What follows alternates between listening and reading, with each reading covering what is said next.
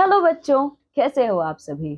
तो बच्चों, आज हम लोग शुरू करने वाले हैं इस विज्ञान की कक्षा में हमारा अध्याय नंबर 9, जिसका नाम है सूक्ष्म जीव और हम, यानी माइक्रो ऑर्गेनिजम्स एंड अस। अब बच्चों, ये सूक्ष्म जीव क्या होते हैं? ये वो जीव होते हैं, या कह सकते हो ये वो जीवित जीव होते हैं जिन्हें हम अपनी आंखों से नहीं देख सकते। इनको देखने के लिए हमें हमेशा माइक्रोस्कोप की जरूरत होती है। इसीलिए इनको माइक्रो ऑर्गेनिज्म यानी सूक्ष्म जीव कहा जाता है। ठीक है, ये वो जीव होते हैं, ये किसी भी प्रकार के कह सकते हो मौसम में ये रह सकते हैं। ये अत्यधिक गर्मी भी सह सकते हैं, ये अत्यधिक वर्षा को भी सह सकते हैं, और अत्यधिक अत्यधिक ये ठंडी को भी सह सकते हैं। तो बच्चों, कौन कौन से हमारे वो सूक्ष्म जीव होते हैं? बैक्टीरिया हो गया हमारा, वायरस हो गया, प्रोटोजोआ हुआ, ये सब कुछ आपके सूक्ष्म जीव होते हैं। पर इस अध्याय का एक और नाम है सूक्ष्म जीव और हम। तो बच्चों देखिए, ये जो कुछ बैक्टीरियाज होते हैं ये बहुत बुरे होते हैं हम मनुष्यों के लिए, लेकिन कुछ ऐसे होते हैं जो अच्छे भी होते हैं। तो वो किस प्रकार से हमसे जुड़े हुए हैं, ये पूरा का पूरा हम लोग आज इस अध्याय में चर्चा करने वाले हैं। तो चलिए आज की इस अध्याय को पढ़ना शुरू करते हैं हमारे एक्सपर्ट के साथ। नमस्कार बच्चों, कैसे हैं आप सभी। आशा करती हूँ कि आप सभी बच्चे बहुत ज्यादा स्वस्थ होंगे। तो बच्चों, आज मैं आपकी साइंस एजुकेटर लेके आई हूँ आपके लिए एक नया चैप्टर, जो कि आपका है चैप्टर नंबर 9, सूक्ष्म जीव और हम, यानी कि माइक्रो ऑर्गेनिज्म एंड अस। यहाँ पर बच्चों, जैसे कि नाम हमें सजेस्ट कर रहा है सूक्ष्म जीव, यानी कि जिन्हें हम सूक्ष्म के, यानी कि आपका सूक्ष्म का मतलब क्या होता है, बहुत छोटा। और यहाँ पर आपको दिया है माइक्रो ऑर्गेनिज्म, यानी कि सिंपल सी बात आप यहाँ पर ये कह सकते हैं कि जिन ऑर्गेनिजम्स को हम माइक्रोस्कोप की हेल्प से देख पाए वही होते हैं हमारे सूक्ष्म जीव, वही होते हैं हमारे माइक्रो ऑर्गेनिज्म। अब दूसरा क्वेश्चन यहाँ पे आता है कि ठीक है, हमें ये तो पता चल गया कि माइक्रो ऑर्गेनिज्म क्या होते हैं, लेकिन अस, हमारे से क्या इनका रिलेशन है। तो चलिए देखते हैं बच्चों कि माइक्रो ऑर्गेनिज्म हमारे लिए हेल्पफुल है या फिर नहीं, या हमारा और माइक्रो ऑर्गेनिज्म का कुछ रिलेशन है। तो आप सब तैयार हैं इन क्वेश्चंस के आंसर फाइंड आउट करने के लिए? तो चलिए शुरू करते हैं हमारे इस इंटरेस्टिंग चैप्टर को। सबसे पहले हम यहाँ पर देखेंगे कि सूक्ष्म जीव यानी कि माइक्रो ऑर्गेनिजम्स के बारे में पढ़ लेते हैं। वह जीव जिन्हें नग्न आंखों द्वारा नहीं देखा जा सकता सूक्ष्म जीव कहलाते हैं। नग्न आंख क्या है कि अभी मेरी आंखें नंगी हैं, यानी कि इस वक्त मैंने अपनी आंखों के ऊपर कुछ भी नहीं लगा रखा, तो मैं यहाँ पर क्या पता मेरे आसपास कुछ माइक्रो ऑर्गेनिजम्स हो, लेकिन मैं उन्हें नहीं देख पा रही हूँ। आप भी अपनी नेकेड आइज से उन्हें नहीं देख पाएंगे। सामान्यतः ये एक कोशिकीय होते हैं, लेकिन कभी कभी कोशिकाओं के समूह या श्रृंखला उपनिवेश के रूप में पाए जाते हैं। इनको हवा व जल से आसानी से एकत्रित किया जा सकता है। सूक्ष्मजीव उच्च अनुकूलन क्षमता रखने के कारण अधिकतर हर प्रकार के वातावरण में जीवित रह सकते हैं। इसलिए ये गर्म जल के झरनों, बर्फ के ठंडे जल, हवा, मिट्टी, दलदली भूमि, रेगिस्तान व लवण युक्त जल आदि में पाए जाते हैं। ये मानव, जंतुओं और पौधों के शरीर में भी पाए जाते हैं। सूक्ष्म जीव मृत और अपघटित कार्बनिक पदार्थों में भी पाए जाते हैं, यानी कि ये इतने ज्यादा वर्सेटाइल हैं कि इन्हें किसी भी तरह की सिचुएशन में आप डाल दीजिए, गर्म पानी में डाल दीजिए, कहीं और डाल दीजिए, ठंडे पानी में रख दीजिए, दलदल में ले जाइए, आपका खुद का शरीर हो गया, तो ये हर जगह आपको मिल सकते हैं। और ये क्योंकि हम इन्हें नंगी आंखों से नहीं देख सकते, तो अगर इन सपोज केस अभी मेरी बॉडी के अंदर या मेरी बॉडी के ऊपर या मेरे सामने माइक्रो ऑर्गेनिजम्स है भी ना, तो मुझे ये चीज नहीं पता है। तो ये इतने ज्यादा वर्सेटाइल है। आगे चलते हैं। इनमें से कुछ अन्य सजीवों पर रहने वाले परजीवी होते हैं। इनमें से कुछ मुक्तजीवी होते हैं। सामान्यतः इनकी कोशिकाएं सख्त भारी कवच से ढकी होती हैं, जिन्हें हम क्या कहते हैं, पुट्टी, सिस्ट कह रहे हैं। ये आप सिंपली यहाँ पर क्या समझेंगे बच्चों, कि जो आपका ये सिस्ट है, ये पुट्टी है, ये इनकी आउटर कवरिंग है। ठीक है, आगे चलते हैं। सूक्ष्म जीवों का वर्गीकरण, क्लासिफिकेशन ऑफ माइक्रो ऑर्गेनिज्म। सूक्ष्म जीवों को इन समूह में वर्गीकृत करते हैं: जीवाणु, कवक, प्रोटोजोआ, शैवाल व विषाणु। यहाँ पर अब बात आती है कि ठीक है, हमने ये तो समझ लिया कि माइक्रो ऑर्गेनिज्म जिन्हें हम माइक्रोस्कोप की हेल्प से देखें। हमने ये भी समझा कि हमारे जो माइक्रो ऑर्गेनिज्म है वो हर जगह, हर तरह की सिचुएशन में हमें मिल सकते हैं। आपकी बॉडी में, मेरी बॉडी में, पौधों की बॉडी में, जानवरों की बॉडी में, या फिर ऐसे नॉर्मल आपके फ्लोर पर, ये कहीं पे भी, हवा में, पानी में, वायु में, हर जगह। उसके बाद हम यहाँ देख रहे हैं कि हम इन्हें क्लासिफाई कैसे करते हैं। तो हमने यहाँ पर टोटल देखा कि हमारे पास 5 कैटेगरीज है। पहला आपका जीवाणु है, फिर आपका कवक है, फिर आपके पास है प्रोटोजोआ, शैवाल और वह विषाणु। तो अब हम इन 5 कैटेगरीज के बारे में डिटेल में पढ़ते हैं। तो चलिए शुरू करते हैं। सूक्ष्म जीव और हम। देखिए बच्चों, ये जो पिक्चर्स दी गई हैं, ये सारे के सारे आपके ये 5 कैटेगरीज हैं और फर्दर आप देखेंगे जितनी भी आपके पास बीमारियां आती हैं, वो इन्हीं पांचों के कारण वजह से आती हैं और देखेंगे कि किस तरीके से आ रही हैं। अब हम थोड़ा-सा जो हमारा चैप्टर का नाम है, उस पर थोड़ी-सी लाइटिंग डालते हैं। माइक्रो ऑर्गेनिजम्स एंड अस। कुछ सूक्ष्म जीव हमारे लिए लाभदायक होते हैं, जबकि कुछ नुकसानदायक होते हैं, जो बीमारियों का कारण बनते हैं। अतः सूक्ष्म जीव मानव जीवन में एक अहम भूमिका निभाते हैं। हम सभी सूक्ष्म जीवों को 2 वर्गों में बाँट सकते हैं, एक हमारा लाभदायक सूक्ष्मजीव और एक हमारा हानिकारक सूक्ष्मजीव। यानी कि एक क्वेश्चन का आंसर तो हमें यहाँ पर मिल गया जो हमने स्टार्टिंग में पूछा था, क्या ये हमारे लिए हानिकारक है या ये फिर हमारे लिए लाभदायक है? तो आंसर क्या है कि दोनों के दोनों 50-50 हैं, लाभदायक भी हैं और हानिकारक भी हैं। अब हम ये देखेंगे कैसे ये लाभदायक है और कैसे ये हानिकारक है। तो चलिए शुरू करते हैं। सबसे पहले हम देखेंगे लाभ की बात कर लेते हैं बच्चों, क्योंकि लाभ हमारे लिए देखना ज्यादा इंपॉर्टेंट है, बेनिफिट की बात ज्यादा आनी चाहिए। विभिन्न प्रकार के उद्देश्यों व कार्यों के लिए सूक्ष्म जीवों का प्रयोग किया जाता है। दही, डबल रोटी व केक को बनाने में सूक्ष्म जीवों का प्रयोग होता है। व्यापारिक उत्पादन में इनका प्रयोग किया जाता है। औषधि और टीका बनाने में इनका प्रयोग किया जाता है। ये पर्यावरण को शुद्ध करने व मृदा की उर्वरा शक्ति को बढ़ाने में काम आते हैं। अभी हमने देखा कि इन्होंने तो हमें झटपट इतने सारे बेनिफिट्स बता दिए। आप देखिए, आप डबल रोटी खा रहे हैं, केक खा रहे हैं, या फिर आपको जो वैक्सीन लग रही हैं, ये सारी चीजें आपके पास कैसे आ पा रही है? या आपके पास आ पा रही है जब आपके पास माइक्रो ऑर्गेनिज्म है, क्योंकि कुछ ना कुछ तो ये माइक्रो ऑर्गेनिजम्स करते होंगे ना, पर ये कैसे करते होंगे और क्या करते होंगे, चलिए ये समझते हैं। दही और डबल रोटी को बनाना।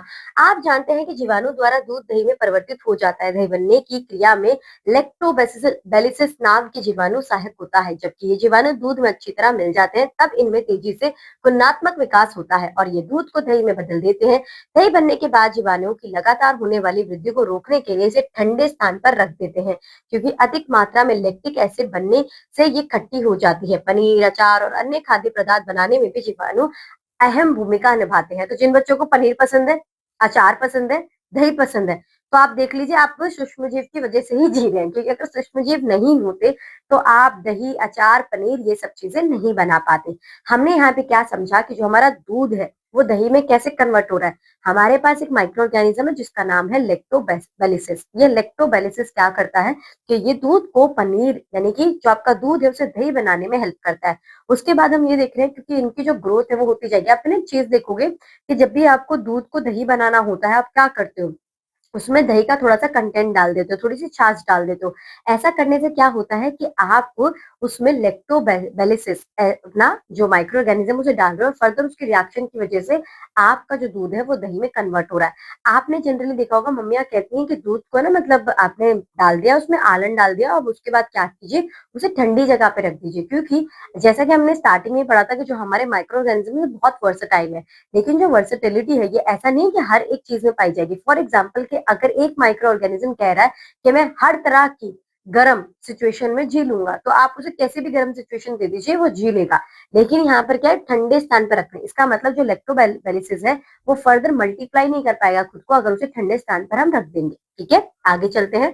खमीर का प्रयोग डबल रोटी, यानी कि अगर आपने भटूरा खाया, आप जनरली देखिए जो भटूरा बनाते हैं उसमें क्या करते हैं कि जब भटूरा बना रहे हैं उसमें ईस्ट का प्रयोग किया जाता है। ईस्ट आपका एक माइक्रो ऑर्गेनिज्म है और इसकी वजह से क्या होता है कि जो डो इतना सा होता है वो बढ़कर इतना बड़ा हो जाता है। और फर्दर जब आपके पास ये सारी चीजें आती हैं तो आप उसमें क्या देखते हैं कि उसमें आपको एक ये वड़ा हो गया, ये सारी चीज होगी, इसमें तो आपको स्पॉन्जीनेस दिखेगी देखने के लिए। और भटूरा आप खोल के देखेंगे तो उसके अंदर का आपने अगर स्ट्रक्चर देखा होगा तो वो कुछ वड़ा टाइप ही होता है, जैसे अंदर वड़ा है, यानी कि लेयर्स होती हैं उनकी। तो ये क्या चीज है, ये आपकी ईस्ट की वजह से होती है।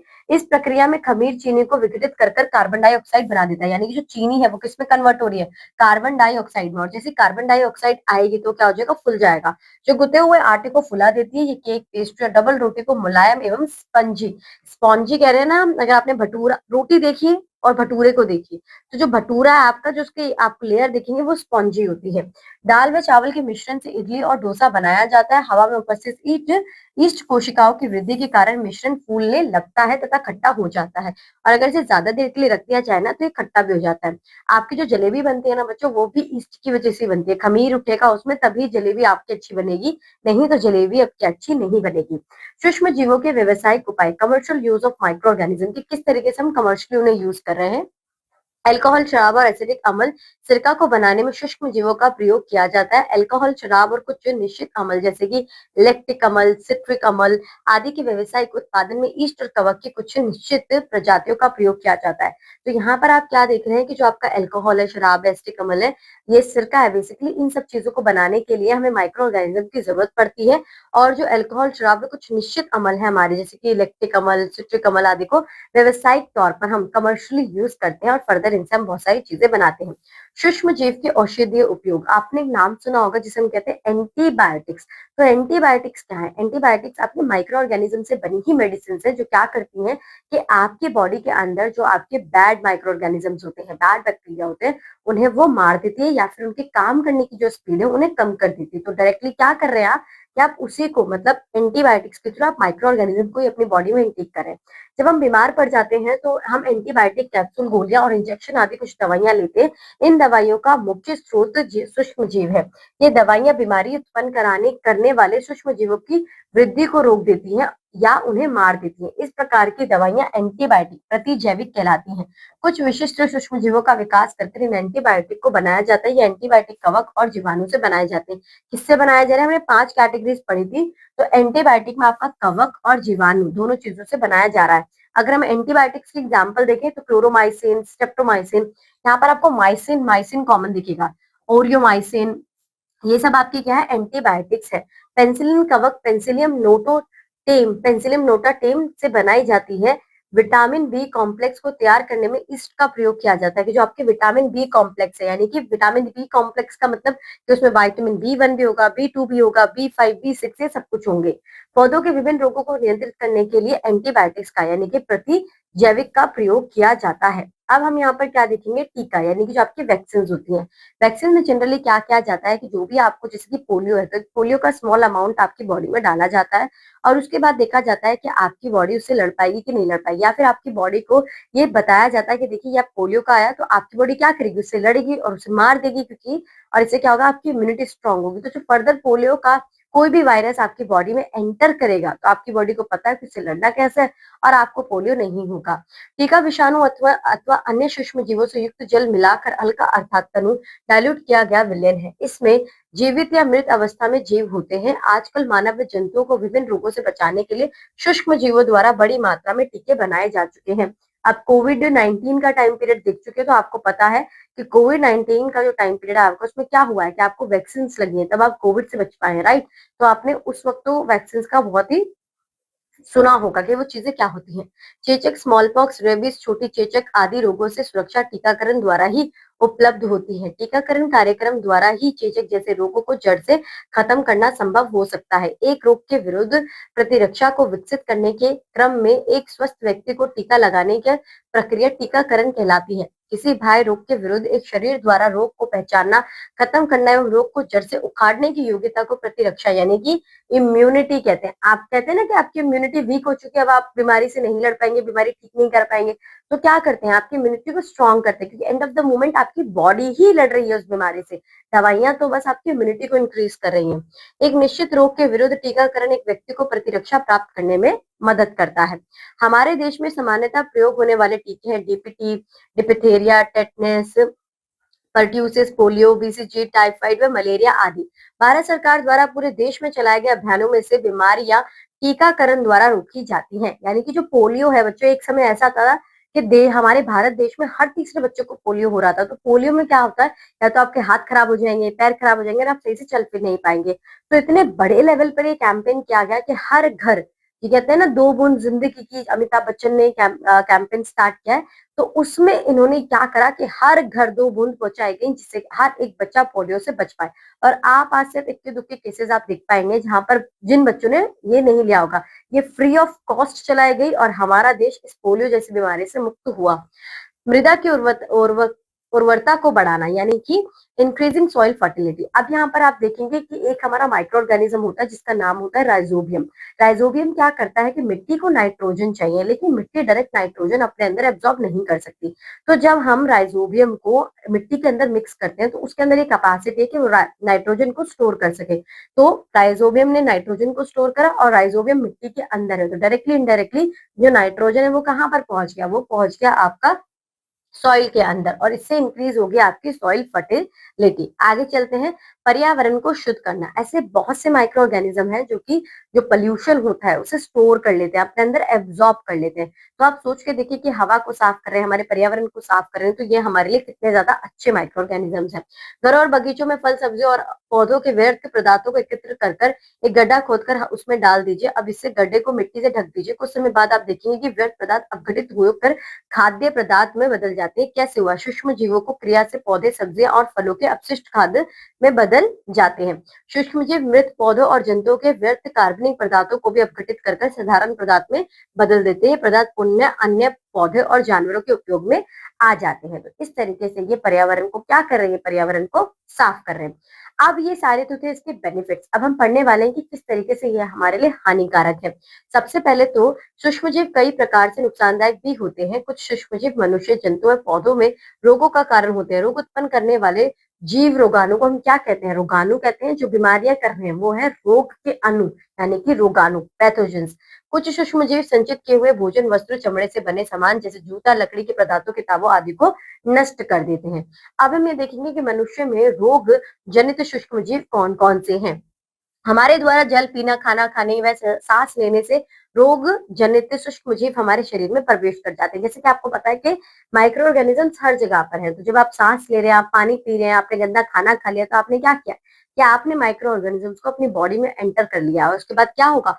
ये बीमारी कॉजिंग है, यानी कि आपके डिजीज कॉजिंग माइक्रो ऑर्गेनिज्म है, तो आपकी बॉडी के अंदर बीमारी कर देंगी।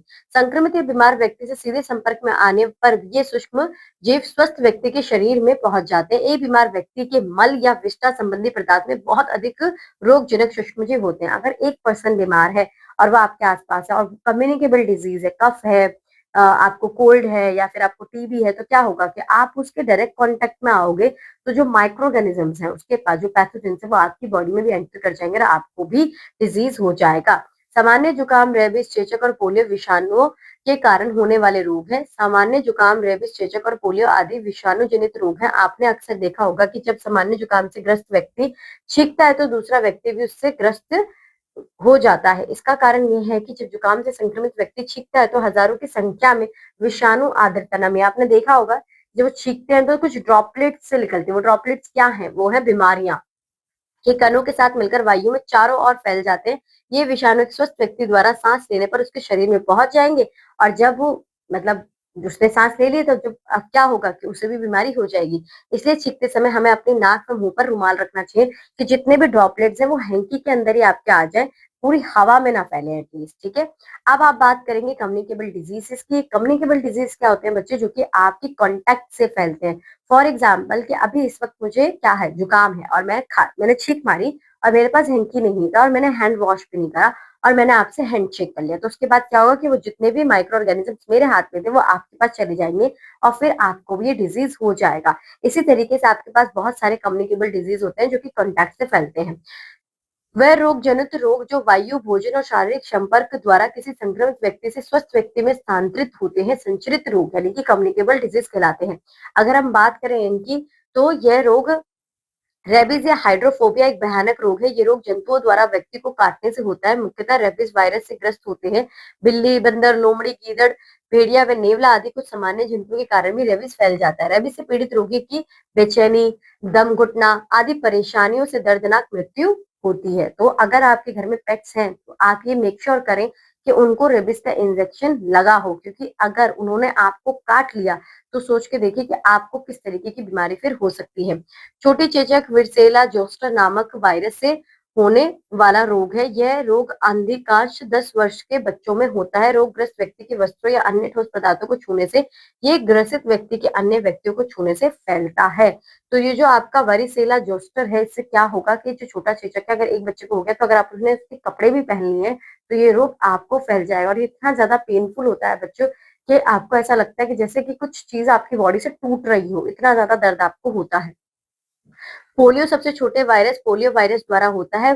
पोलियो का वायरस भोजन या जल द्वारा शरीर में प्रवेश करता है। जल द्वारा प्रवेश करने के बाद लसिका, लिम्फेटिक सिस्टम और रुधिर तंत्र, ब्लड सिस्टम द्वारा मध्य तंत्रिका नाड़ी मंडल में पहुंच जाता है। वहां पहुंचकर ये वायरस मेरुज्जु की कोशिकाओं को नष्ट कर देता है जो कि पेशी संबंधी सक्रियता के लिए जिम्मेदार होती है। परिणामतः पोलियोग्रस्त व्यक्ति की पेशियां अपने साधारण कार्य करना बंद कर देती है। माह से 3 वर्ष तक के बच्चों में पोलियो का संक्रमण अधिक होता है, यानी कि 5 साल तक होता है कि आपको पोलियो का टीका लगवाना ही होता है। लेकिन जो जनरली अगर आपने नहीं लगाया तो 3 वर्ष के जो बच्चे हैं, 1 महीने से लेकर 3 वर्ष तक बच्चों में जनरली ज्यादा आपको देखने को मिलेगी। हैजा, क्षय रोग, टीबी और टाइफाइड जैसे रोग जीवाणु जनित रोग है।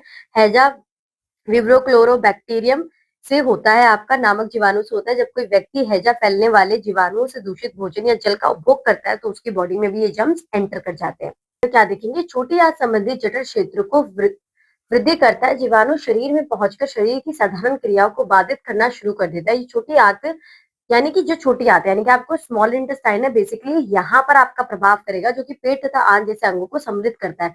उल्टी, दस्त, आना व शरीर में ऐंठन जैसे हैजे के सामान्य लक्षण हैं। आपको पता कैसे चलेगा कि आपको हैजा हुआ है?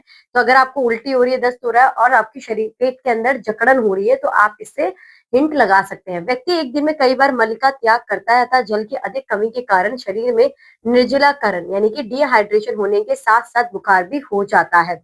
इसका परिणाम यह होता है कि रोगी की जीभ सूख जाती है, बहुत प्यास लगती है, वह आंखें अंदर की ओर धंस जाती है, मूत्र आना कम हो जाता है। यह यदि यानी कि निर्जलीकरण यानी कि डिहाइड्रेशन की अवस्था लगातार बनी रहती है तो रोगी बेहोश भी हो जाता है, क्योंकि डिहाइड्रेशन से क्या होगा कि आपकी बॉडी से जो इलेक्ट्रोलाइट्स है, जो इंपॉर्टेंट इलेक्ट्रोलाइट्स है, वो भी जाते रहेंगे और आपको देखिएगा अगर ज्यादा लॉस हो जाएगा तो आपका जो बीपी है लो हो जाएगा और आप बेहोश भी हो सकते हैं अगर आपको हैजा की बीमारी होती है तो। क्षय रोग या टीबी माइक्रोबैक्टीरियम ट्यूबरक्लोसिस यानी कि ये उसका मेन कॉज है जिसकी वजह से ये होता है, नामक जीवाणु से होता है। एक बार जब यह शरीर में प्रवेश कर जाता है तो शरीर के प्रत्येक भाग पर आक्रमण कर लेता है। ऐसा कहा जाता है कि अगर टीबी के पेशेंट है तो आप जनरली देखेंगे कि उनकी इम्यूनिटी इतनी ज्यादा कमजोर हो जाती है कि छोटी छोटी बीमारियां उन पर लगना कोई बड़ी बात नहीं होती है, क्योंकि उनकी इम्यूनिटी इतनी ज्यादा वीक हो जाती है।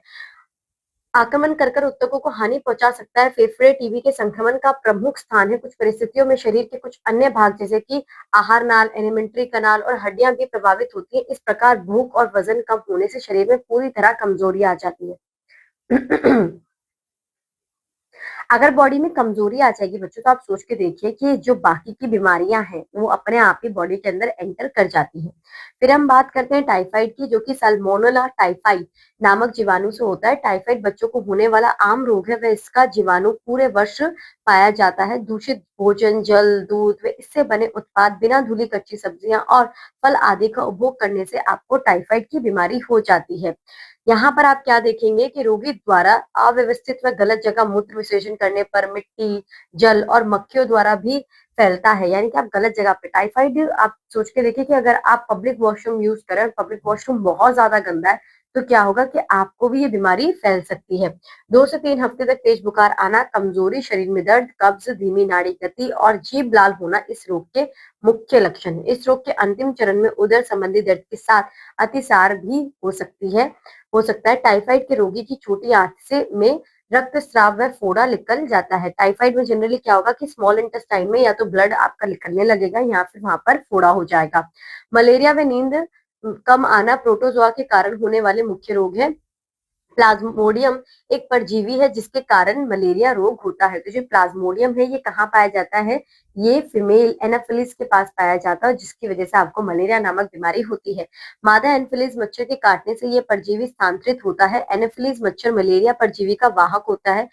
ये ग्रसित व्यक्ति का रक्त चूसकर जब स्वस्थ व्यक्ति को काटता है तो स्वस्थ व्यक्ति भी ये परजीवी स्थानांतरित हो जाता है। यानी कि क्या हुआ, इन्फेक्टेड पर्सन का ब्लड लिया, फिर दूसरे पर्सन पे गए, उसे भी काट लिया तो क्या हुआ, कॉन्टेक्ट आ गया, तो इससे क्या होगा कि उस व्यक्ति को भी ये हो जाएगा। अब हम बात करेंगे एंटा अमीबा प्रोटोजोआ की के कारण अतिसार रोग हो जाता है। मल का बार बार आना व पेट में दर्द इसके कारण सामान्य लक्षण है। नींद ना आना ट्रिपनोसोमा प्रोटोजोआ नामक परजीवी द्वारा होने वाली एक भयानक बीमारी है, यानी कि आपको नींद ही नहीं आ रही। नींद आना भी तो बहुत ज्यादा इंपॉर्टेंट है, तभी आपकी बॉडी रिकवर कर पाई, लेकिन आपको नींद ही नहीं आ रही है। अतिसार और गैस्ट्रो गैस्ट्रोइंटेराइटिस आंत संबंधी रोग हैं और प्रोटोजोआ बैक्टीरिया या विषाणु से हो सकते हैं। अतिसार कुछ विशेष प्रकार के जीवाणु जैसे ई कोलाई, शिगेला, प्रोटोजोआ और विषाणु आदि से होता है। खाद्य पदार्थों की विषमता से भी अतिसार रोग हो जाता है, जो कुछ बैक्टीरिया या रसायन द्वारा होती है। यानी कि आप जनरली देख रहे हैं कि जहां पर हमने देखा कि माइक्रो ऑर्गेनिज्म के इतने सारे बेनिफिट्स थे, तो हमारे पास इतनी सारी भयानक बीमारियां भी हैं माइक्रो ऑर्गेनिजम्स की वजह से। तो इसमें अगर आप अपने अच्छे तरीके से टेक केयर करेंगे तो इन सब बीमारियों से बच सकते हैं। अब हम देखेंगे कि सूक्ष्म जीव द्वारा जंतुओं में होने वाले रोग। अभी हमने मनुष्य के रोगों के बारे में डिस्कस करा है, अब जानवरों में कौन कौन से रोग होंगे हम वो डिस्कस करने वाले हैं। कई प्रकार के सूक्ष्म जीव मनुष्यों में ही नहीं बल्कि अन्य जंतुओं में भी रोग फैलाते हैं। सबसे पहला आपका है ट्रिपेनोसोमा। ये ट्रिपेनोसोमा अभी जिसकी वजह से आपको नींद नहीं आ रही थी वो हमने देखा। कृमि की तरह पशुओं और जंगली जंतुओं के रक्त प्रवाह में रहने वाला परजीवी है। ये परजीवी अनिद्रा यानी कि नींद नहीं आएगी नामक रोग पैदा करता है। पशुओं में होने वाला मुख तथा खुर रोग जीवाणु जनित रोग है। उसके बाद सूक्ष्म जीव द्वारा पौधों में होने वाले रोग क्या, अब देख लेते हैं कि पेड़ पौधों में कौन कौन से रोग होंगे। तो कुछ सूक्ष्म जीव आलू, गेहूं, चावल, संतरा आदि के पौधों में भी बीमारी का कारण होते हैं। पौधों में जीवाणु जनित रोग है। फलों का खट्टा होना, आलूओं में पपड़ी पड़ना, पत्तों पर धब्बे पड़ना, सेपा लियोरस नामक परजीवी शैवाल, चाय, कॉफी आदि पौधों में रोग उत्पन्न करता है। कवक भी पौधों में रोग का कारण होते हैं, जैसे गेहूं का पीला पड़ना, भिंडी का विषाणु जनित रोग आदि। ये रोग फसल उत्पादन को घटा देते हैं, क्योंकि बीमार हो गए हैं तो ऑब्वियसली उनकी जो कैपेसिटी है उसे तो कम ये करेंगे। अब आती है फूड पॉइजनिंग। फूड पॉइजनिंग का मतलब आपको सब बच्चों को पता है कि सूक्ष्म जीव द्वारा दूषित भोजन का उपयोग करने के कारण होता है। तो जब आपने कोई ऐसा खाना खा लिया है जो कि माइक्रो ऑर्गेनिज्म से खराब कर चुके हैं तो आपको क्या हो जाएगा, आपको फूड पॉइजनिंग हो जाएगा। सो साल्मोनेला और स्टेफाइलोकोकी आदि जीवाणु खाद्य विषाक्तता के कारण कारक है। दूध व फलों के जूस कुछ समय बाद जीवाणु की क्रिया द्वारा खट्टे हो जाते हैं। आपने देखा होगा जब दूध फटता है या जब दही बन रही है तो दूध अभी नॉर्मल पीएच पे था, उसके बाद वो खट्टा हो जाता है। तो ये खट्टा होना ही क्या सिम्टम है कि ये अब आपका खाना खराब हो चुका है। खाद्य संरक्षण, अब हम फूड प्रिजर्वेशन कैसे कर सकते हैं। फूड प्रिजर्वेशन के हमारे पास बहुत सारे तरीके, कुछ घरेलू तरीके भी है और कुछ केमिकल तरीके भी है। तो रासायनिक विधि द्वारा संरक्षण, प्रिजर्वेशन बाय केमिकल मेथड्स। खाद्य तेल, यानी कि जब आप खाद्य में तेल व नमक सामान्य रसायन हैं जिनका प्रयोग सूक्ष्म जीव के विकास, यानी कि तेल बहुत ज्यादा सॉल्टी हो जाएगा आपका खाना तो वो ऑटोमेटिकली मर जाएंगे। तेल में जो आपके माइक्रो ऑर्गेनिजम्स है, सूक्ष्म जीव हैं, वो जीवित नहीं रह पाते तो वो मर जाएंगे। तो इससे आपका फूड क्या होगा, प्रिजर्व हो जाएगा। उसके बाद साधारण लवण द्वारा, यानी कि प्रिजर्वेशन बाय कॉमन सॉल्ट। आपने जनरली देखा होगा कि जब आप अचार बनाते हैं तो उसमें बहुत ज्यादा नमक मिलाते हैं। ऐसा क्यों किया जाता है, क्योंकि इससे जो माइक्रो ऑर्गेनिजम्स है उनकी ग्रोथ कम हो जाती है। इसका प्रयोग मछली व मांस को लंबे समय तक सुरक्षित रखने के लिए किया जाता है। आपने देखा होगा मछली बनाते हैं तो उसमें भी नमक लगा के रखते हैं। तो इससे क्या होता है कि जो आपके माइक्रो ऑर्गेनिजम्स है वो मर जाते हैं। चीनी द्वारा संरक्षण, मुरब्बा, चटनी और जेली को सुरक्षित रखने के लिए इनमें चीनी को मिलाया जाता है, क्योंकि चीनी नमी को कम कर देती है। और अगर मॉइस्चर नहीं होगा तो ये माइक्रो ऑर्गेनिजम्स फर्दर अपनी ग्रोथ नहीं कर पाएंगे और इस प्रकार चीनी जीवाणुओं के विकास को रोक देती है। आगे चलते हैं तेल व सिरके द्वारा संरक्षण। तो ऑयल का हम ऑलरेडी समझ चुके हैं। सिरका क्या है, आपका एसिड है, तो वो क्या करेगा, एक एसिडिक नेचर बहुत ज्यादा बढ़ा देगा। सिरके को डालकर सब्जियों, फलों, मांस और मछली को संरक्षित किया जाता है। तेल व सिरका अचार को खराब होने से बचाते हैं। ताप व शीत उपचार, आपने जनरली देखा होगा कि जब आपकी दूध खरीद के लेके आते हैं तो हम उसे क्या करते हैं, हम उसे उबालते हैं, क्योंकि बड़े ताप में आपके जो माइक्रो ऑर्गेनिजम्स होते हैं वो मर जाते हैं। और फिर आप क्या करते हो कि थोड़ा रुकते हो आप और फिर उसको फ्रिज के अंदर स्टोर कर देते हो, क्योंकि फ्रिज में क्या है, आपका कोल्ड टेम्परेचर है। तो बहुत सारे माइक्रो ऑर्गेनिजम्स ऐसे होते हैं जो कि कोल्ड टेम्परेचर में मर जाते हैं। तो इस तरीके से आप ताप व शीत उपचार की वजह से अपने फूड को खराब होने से बचा पाते हैं। उसी प्रकार से पके हुए भोजन को लंबे समय तक सुरक्षित रखने के लिए कम ताप पर रखना सामान्य विधि। कम ताप सूक्ष्म जीव की वृद्धि को रोक देता है, अतः दूध, आइसक्रीम, डबल रोटी, दैनिक उपयोग के अन्य खाद्य पदार्थ, केक आदि को रेफ्रिजरेटर में रखा जाता है।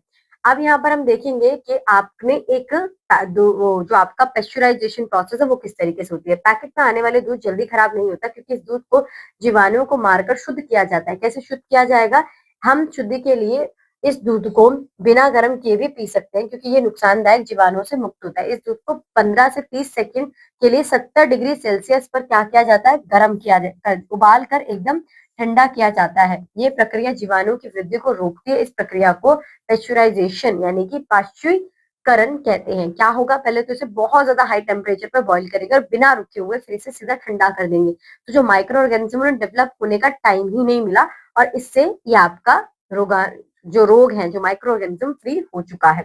इसकी खोज फ्रांसीसी वैज्ञानिक लुईस पास्चर ने की थी, इसलिए इसका नाम पेस्चराइजेशन प्रोसेस पड़ा है। ठीक है, आगे अब ये चैप्टर आपका बच्चों यहीं पर खत्म होता है। आई होप सो कि आपको ये चैप्टर अच्छा लगा होगा और बहुत अच्छी तरीके से समझ में आया होगा। तो आज के लिए बस इतना ही। अब आपसे मुलाकात होगी आपकी अपनी क्लास में एक नए चैप्टर के साथ। तब तक के लिए आपका दिन बहुत ज्यादा मंगलमय हो बच्चों। तो बच्चों, मैं आशा करती हूँ आप लोगों को ये अध्याय बहुत अच्छे से समझ में आया है और आपको ये भी समझ में आ गया है कि इन सूक्ष्म जीवों से हम मनुष्यों का क्या रिश्ता है। ठीक है, तो चलिए बच्चों, अब मैं मिलती हूँ आप सभी लोगों से हमारी अन्य विज्ञान की कक्षा में एक अन्य अध्याय के साथ।